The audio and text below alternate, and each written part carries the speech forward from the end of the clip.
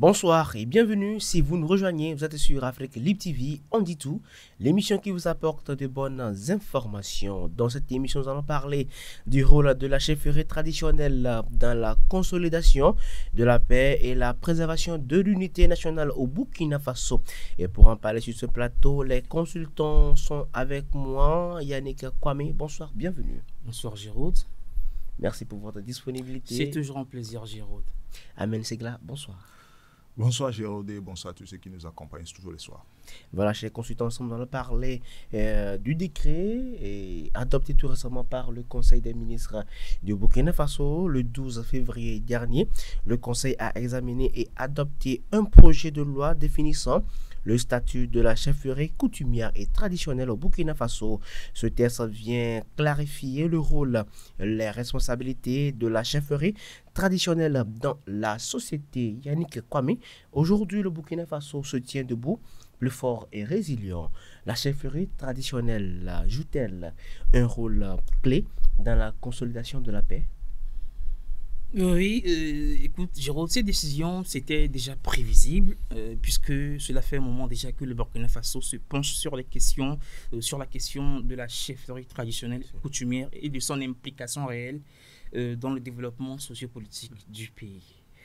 Donc, le 31 décembre dernier, lors de son discours à la nation en marche du Nouvel An 2025, le capitaine Ibrahim Traoré, le président de la République burkinabé, est revenu là-dessus et il a d'ailleurs annoncé qu'en 2025, il y aura des tribunaux coutumiers, des tribunaux coutumiers qui seront mis en place pour gérer certains types de conflits, hein, et ceci dans le cadre de la réforme de la justice au Burkina Faso. Donc, les choses commencent par se préciser de plus en plus. Vous savez, quand le capitaine Ibrahim Traoré et ses collaborateurs annoncent une mesure, annoncent quelque chose, ils le réalisent. Ils ne sont pas ces politiciens qui parlent, qui font des promesses sans les honorer. Donc, l'adoption de ce projet de loi est un pas de plus. C'est un pas de plus. Offrir un cadre, d'accord, un cadre légal et je dirais institutionnel aux chefs coutumiers traditionnels. C'est naturel, je dirais même que c'est nécessaire quand on sait que les structures traditionnelles de gouvernance ont toujours été profondément enracinées dans nos sociétés africaines. Donc je pense que et c'est une très bonne chose. Alors on le sait, c'est acté. Le Burkina Faso va maintenant compter avec les chefs traditionnels dans la résolution de certains types de conflits. Mais ce n'est pas une raison, hein, que n'importe qui se lève et se proclame chef religieux, bien chef traditionnel, chef coutumier, non. Heureusement que ce test est là pour encadrer tout ce qui concerne la chefferie traditionnelle, la chefferie coutumière et autres. Personne ne va plus se lever et s'autoproclamer. Voilà, parce qu'il y a beaucoup de confusion sur de la chose et le secteur va être maintenant plus réglementé. Alors, pour répondre maintenant à ta question, que la chefferie traditionnelle va favoriser la consolidation dans la consolidation de la paix. Tout à fait. Vous savez, les chefs traditionnels et coutumiers sont caractérisés par la légitimité qu'ils incarnent. Ils ont toujours joui, d'accord, d'une grande légitimité, hein, une légitimité historique et culturelle. Ce qui fait qu'ils sont respectés par la communauté. Quand vous prenez par exemple le Moronaba qui est le chef de l'ethnie Mossi au Burkina Faso. Le Moronaba a joué un grand rôle, surtout lors des conflits post-putsch, je dirais, après les coups d'État qui ont marqué le Burkina Faso et les moments de tension qu'on a eu à voir.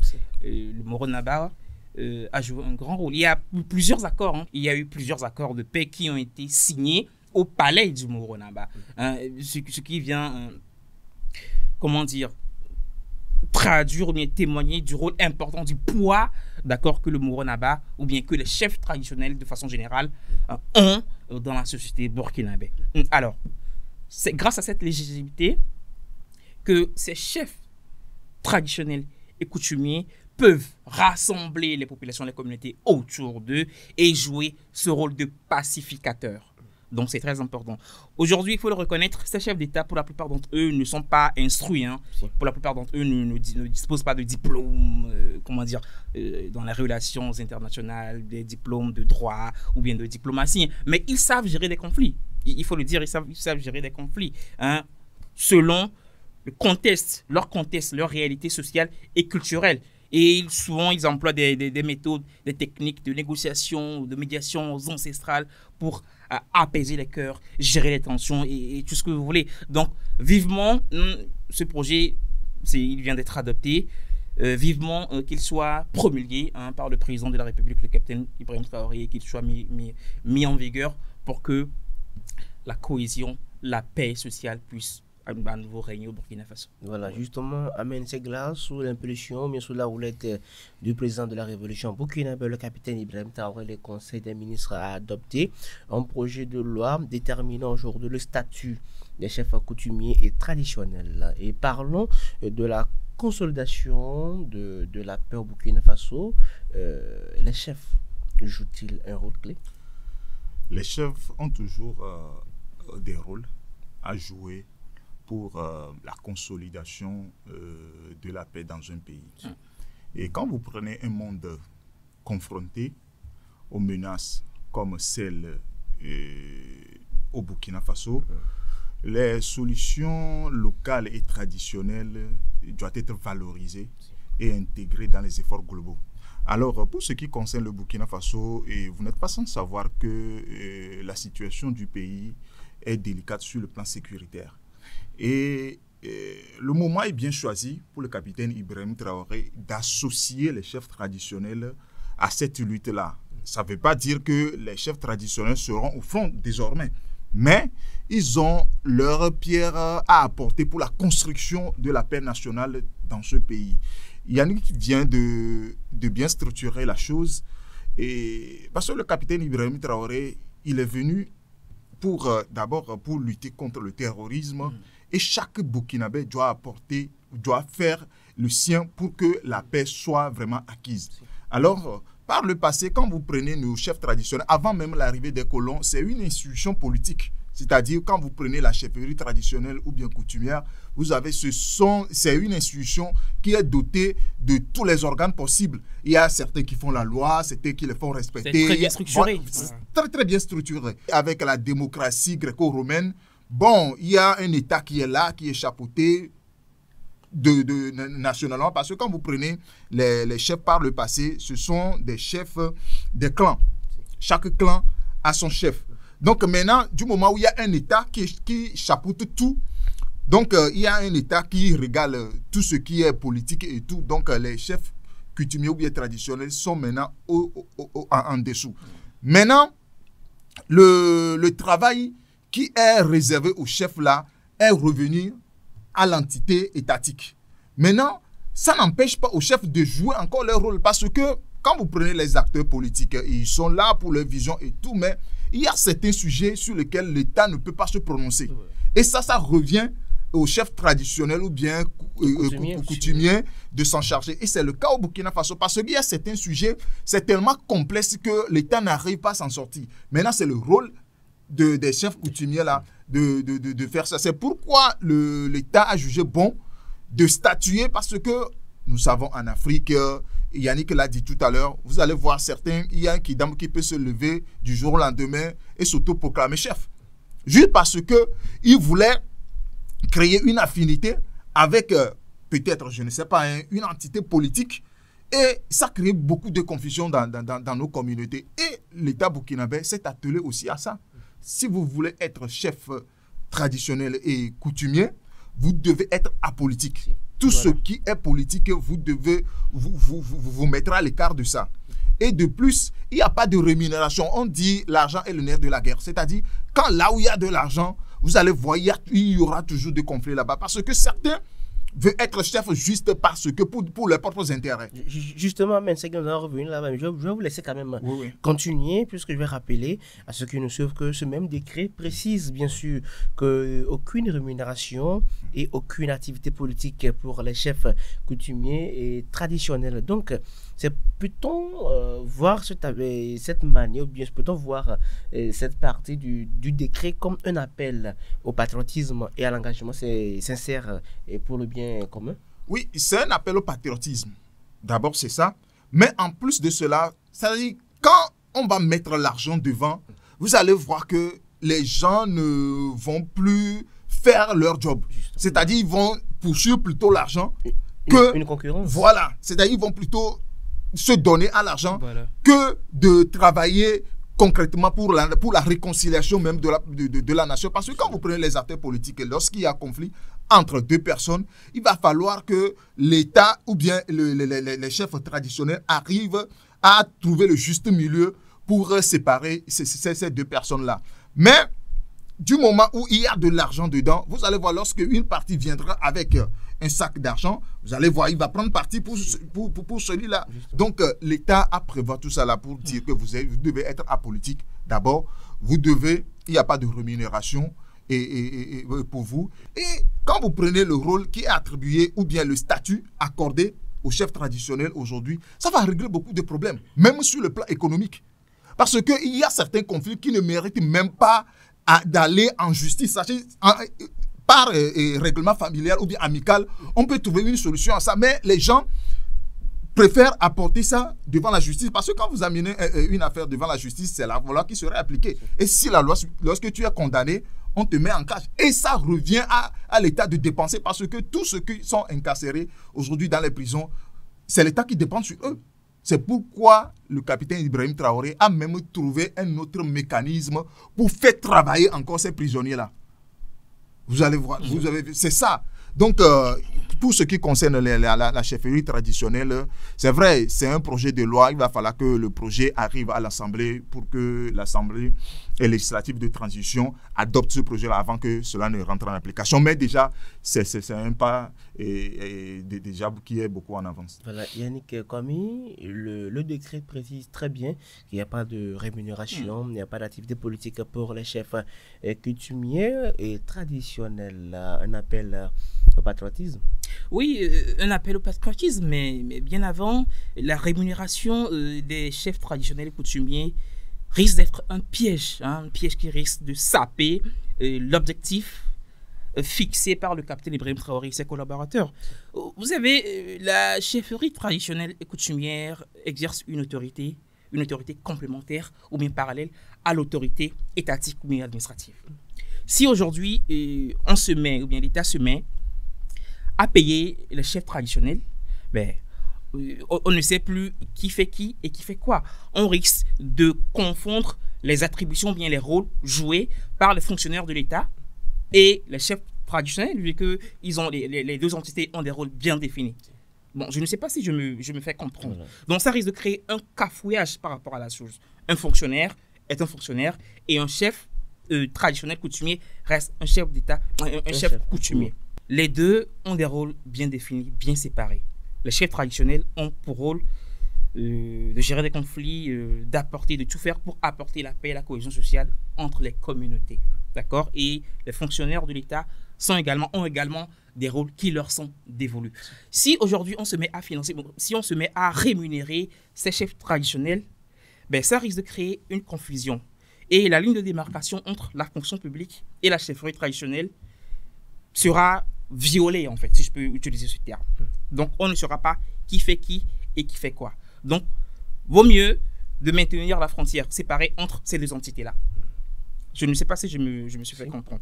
Et aussi, il faut savoir que, Amel vient de mentionner ça, il faut savoir que ces chefs traditionnels-là doivent être impartiaux et doivent être indépendants. Si aujourd'hui le gouvernement central se met à rémunérer les chefs traditionnels, les chefs coutumiers, eh bien, ces chefs coutumiers seront dépendants des décisions du gouvernement central. Il faut qu'on sache cela. Donc, c'est important que les chefs traditionnels restent dans leur rôle et ne bénéficient pas de rémunération de la part de l'État. C'est également pour éviter la corruption. Justement, pour éviter la corruption, parce que c'est facile pour un chef traditionnel de recevoir des pots de vin et prendre certaines décisions qui sont en faveur de la personne qui l'a payé. Donc, voilà. Donc, cela cela, je peux dire, risque de nuire ou bien de saper l'objectif initial du gouvernement, qui est de faire de la chefferie traditionnelle un vecteur de transmission des valeurs communes. Donc aujourd'hui, il faut savoir que le Burkina Faso est dans une posture où aucune erreur ne doit plus être permise. Aucune erreur ne doit plus être tolérée. Et voilà, rappelons très bien Yannick Kwame qu'il y a toujours dans ce contexte des chefs coutumiers également l'affaire des messages haineux qui circulent sur les réseaux sociaux depuis quelques temps, qui prônent la violence, la stigmatisation et la division au sein des communautés au Burkina Faso. Face à ce genre de message amène Segla, quelle doit être la contribution de la chefferie et traditionnelle coutumière pour renforcer l'unité nationale? Alors, merci beaucoup, Gérald. Et je l'ai dit dans l'entame de cette émission que quand vous prenez dans un conflit, il y a les acteurs. En dehors des acteurs principaux, il doit y avoir un médiateur pour faire apaiser les tensions et éviter les escalades de violence. Et ce rôle-là revient au chef coutumier. Comme tu viens de le dire, depuis un certain moment, nous assistons bien sûr sur les réseaux sociaux à appel à la haine contre telle ethnie ou bien telle communauté. Et là, c'est là l'intervention, en fait, c'est là le rôle même des chefs coutumiers doit être vraiment accentué. Parce que quand vous prenez les militaires, eux, ils n'ont rien à voir avec qui doit être apaisé ou bien, en fait, ils n'ont pas habitude de ce discours-là d'apaisement et tout ça là. Eux, ils sont là pour faire régner la loi. Donc, en dehors de ça, il va falloir que quelqu'un interpelle les deux camps pour dire maintenant ça va, entendons-nous sur tel point. Et c'est ça le rôle des chefs coutumiers et traditionnels. Alors, comme tu viens de le dire, pour que les choses comme ça cessent, il va falloir mettre des structures en place, peut-être dans les communautés, pour faire passer ces messages-là. Parce que vous allez voir que les messages qui sont distillés sur les réseaux sociaux viennent de certaines personnes. Et ces personnes-là sont plus ou moins proches de ces chefs traditionnels-là. Donc, s'il y a un mécanisme mis en place pour rassembler tout ce beau monde, pour les sensibiliser sur la non-violence et tout ce qui va avec, je pense que le message peut passer. Du moment où ce n'est pas un acteur politique qui est devant pour que les gens disent que, bon, il est là juste pour son intérêt, ou bien il est de tel bord ou de tel bord, c'est pourquoi il voulait embobiner tout le monde dans son camp. Du moment où les chefs, c'est pourquoi c'est bien même que les chefs traditionnels doivent être apolitiques. C'est-à-dire quand vous n'avez pas de parti pris, lorsqu'il y aura un conflit et que vous intervenez, votre message va passer. Mais si à chaque fois, lorsqu'il y a rassemblement des partis politiques, on voit les chefs traditionnels au premier rang, là, ça pose problème. Donc, pour ce qui concerne les messages de haine que nous lisons sur les réseaux sociaux, les chefs traditionnels ont effectivement leur rôle à jouer. Et c'est à l'État aussi d'apporter, c'est vrai, il n'y a pas de contenu, il n'y a pas de rémunération pour ces chefs-là, mais il va falloir que l'autorité centrale ou bien étatique met à leur disposition les outils de travail. Parce que pour sensibiliser, par exemple, toute la population, le chef ne peut pas rassembler tout le monde dans sa maison. Il faut un endroit et un programme spécifique. Je pense que du moment où il y a un ministère tutelle qui chapeaute les chefs traditionnels aujourd'hui au Burkina Faso, il va mettre les moyens nécessaires à leur disposition pour leur faciliter le travail. Voilà, justement, Yannick Kwame, même question aujourd'hui face au message de haine qui circule sur les réseaux sociaux et sur, bien sûr, sur d'autres plateformes, le rôle. Alors, Giraud, les violences, bien les conflits politiques, les violences politiques qu'on peut observer à l'échelle nationale ont toujours leurs racines dans les conflits ethniques, communautaires et tout ce que vous voulez. Donc, il va falloir désamorcer le problème à la base, à la source. Désamorcer ces petits conflits-là ethniques entre les ethnies, entre les communautés. Et c'est là où les chefs traditionnels ou coutumiers interviennent. Ces chefs, on l'a toujours dit, avec leur influence qu'ils ont au sein de la communauté et leur légitimité, ou bien la légitimité dont ils jouissent, ils doivent rassembler les populations, les communautés autour d'eux et distiller parmi les populations des valeurs telles que le vivre ensemble, la solidarité, la paix, et pour que ces différentes tensions soient calmées.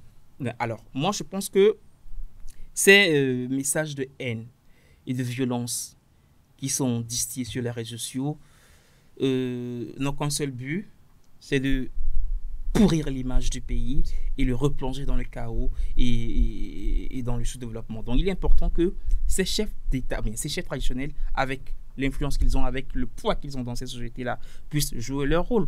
Alors, quand vous prenez par exemple le terrorisme et l'insécurité, et la plupart des djihadistes, qu'est-ce qu'ils font? Ils viennent recruter les enfants au sein des communautés. Si. Donc, ces chefs traditionnels peuvent rassembler ces jeunes-là et faire la promotion, ou bien informer ces enfants, ces jeunes par rapport aux dangers liés au terrorisme, par rapport aux dangers liés à l'insécurité, et les empêcher d'être recrutés par les potentiels djihadistes, bien ceux qui sont dans le désert là, et recrutent les enfants, les armes pour qu'ils viennent commettre des forfaits et semer le chaos dans le pays. Donc je crois que l'adoption de ce projet de loi viendra, comment dire, réparer un certain nombre de choses. Parce que Amel aussi l'a dit dans son intervention, il y a certains types de conflits que l'État central ne peut pas gérer. Quand vous prenez par exemple les conflits fonciers, par exemple. Conflits fonciers, c'est difficile parce que les règlements, les règles dictées par ces structures communautaires et sociales ne sont pas toujours les mêmes avec les structures étatiques. Donc, dicter la loi, trancher certaines affaires, c'est souvent litigieux. Donc, il va falloir que les chefs, ou bien la chefferie traditionnelle soit vraiment utilisée comme arme, comme instrument pour régler ces genres de conflits-là. Et c'est très important que le gouvernement intervienne pour recadrer la chose. Donc, une collaboration. Exactement. Une complémentarité entre le gouvernement central, le gouvernement et les autorités communautaires, les autorités traditionnelles. Voilà. Merci. Alors, pour ajouter quelque chose à ce que Yannick vient de dire tout à l'heure, vous allez remarquer que par le passé, il y a certaines personnes qui montent sur les plateaux télé, même sur certaines radios, pour dire que l'autorité burkinabé est contre la communauté Peul, il les stigmatise comme des terroristes, juste pour faire révolter cette communauté-là contre le régime. Donc, c'est cette manière-là, si la chefferie ou bien le chef traditionnel de la communauté Peul peut monter au créneau pour parler au Peul que non, ce sont des manipulateurs qui fait distiller ce genre de messages juste pour tel intérêt. Là, ça va se comprendre. Mais si un acteur politique vient que ce n'est pas le cas, on va dire que, bon, c'est parce qu'il a été manipulé par l'autorité centrale, c'est pour qu'il est venu dire ça. Mais c'est pour qu'on dit les chefs traditionnels doivent être au-dessus de la mêlée. Parce que quand il y a un conflit, eux, ils doivent faire preuve de neutralité, ces chefs traditionnels-là. Voilà, merci à vous, chers consultants. Ensemble, nous allons terminer par ceci. Un mot à l'endroit de la bonne gouvernance au Burkina Faso, Yannick. Oui, le Burkina Faso est sur la bonne voie. Déjà, quand le président Traoré a pris les rênes du pouvoir, les rênes du Burkina Faso, c'est l'objectif qu'il s'est fixé. Assurer la stabilité sécuritaire et militaire du pays et remettre le pays sur la voie du développement. Parce qu'on ne peut pas parler de développement sans parler de bonne gouvernance. La bonne gouvernance, c'est la base. Donc, le capitaine Ibrahim Traoré est déjà sur la bonne voie. Et je tiens à remercier également ses collaborateurs qui sont en train d'exécuter la vision qu'il a et qu'il continue dans cette dynamique-là. Voilà, Yannick, Amen Sigla. Alors, concernant les chefferies traditionnelles, je dirais qu'il y a déjà 11 régimes depuis Burkina Faso et Burkina Faso. Il y a déjà 11 régimes qui ont passé à la tête de ce pays, mais personne n'est arrivé à trouver une solution à ce problème de chefferie traditionnelle. C'est le capitaine Ibrahim Traoré qui est venu pour donner un statut à la chefferie traditionnelle. Donc, ça prouve combien de fois ce pays-là est bien gouverné. Voilà. Ok, merci à vous, chers consultants, pour ces informations. Aujourd'hui, le décret qui est adopté par le Conseil des ministres reste la suite des étapes pour entrer en vigueur ce décret avec le rôle réel même des chefs coutumiers traditionnels au Burkina Faso. Merci également à vous de nous avoir suivis depuis votre position. D'ici là, portez-vous bien. Bonsoir chez vous.